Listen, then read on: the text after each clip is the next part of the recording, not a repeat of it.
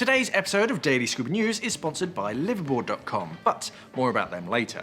So Australian company Subcon Technologies has just been appointed by the city and the state of Queensland to deliver an artificial reef system. But this is no ordinary reef. It sure isn't. The reef system has been designed by local artist Daniel Templeman, and it's consisting of 9 buoyant sculpture reef flutes. Each one of them is anchored to the seabed between 16 to 20 metres below sea level. Now that is a flappy snack hazard. Well, kind of is, yeah. It's no, it is because I put it in the script because I want to say flappy snack hazard. We need to sell t-shirts. So anyway, this new reef system is planned to bring in well over 16,000 new tourists.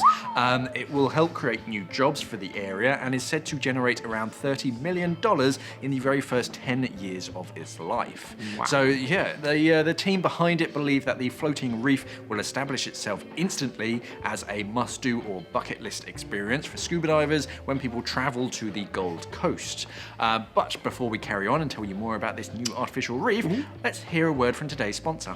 Are you looking for the best scuba diving the world has to offer? Well, liveaboard.com is the right place for you. Liveaboard offers unique diving experiences around the world, including destinations such as the Maldives, Ara Atoll, Thailand, the Similin Islands, and of course the Red Sea. So they feature 470 liveaboards in 38 different countries with more than 28,000 plus trips, 24/7 multi-language reservation teams ready to help you find the perfect diving holiday. To find out more about liveaboard.com, click on the link pinned in the comments below. Explore the oceans of the world in style and comfort with liveaboard.com. Okay, so back to the story. The company behind the reef system, Subcon, have delivered more than 20 engineered reef systems to date for habit restoration. So yeah, they know a thing or two. Yeah, they know what they're doing. Yeah, they know what they're doing, which was pretty good. Anyway, they've gone and stated, we've carefully incorporated features that we know would rapidly help marine life, which is going to include fish,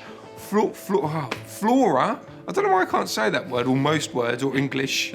Generally struggle with English. And reef invertebrates, jeez. So yeah, in a nutshell, they know what they're doing. Yeah, it is quite interesting, especially because they're like floating. I imagine they're like anchored at the bottom. They're anchored at the bottom and then they kind of spiral.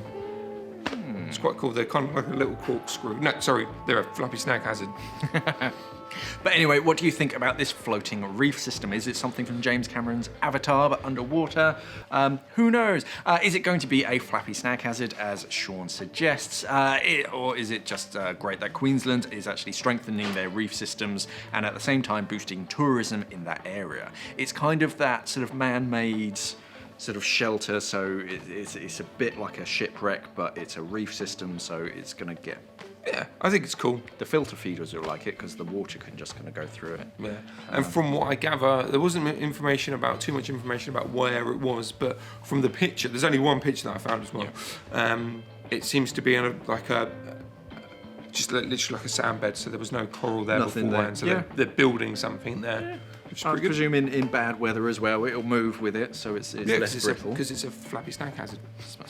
Smart. So anyway, let's have a chat about this new floating reef system in the comments below. If you enjoyed today's video, then don't forget to smash that like button, hit the subscribe button as well, because according to our figures, a lot of you guys who actually watch this channel, you aren't even subscribed yet.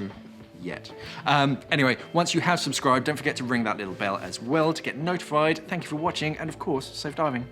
So the diving liveaboard Red Sea Aggressor 1 sank after catching fire. One female guest died in the blaze, but the other 18 guests and 12 crew managed to escape uninjured.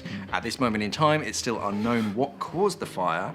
The people on board were sleeping at the time and awoke due to smelling the fumes.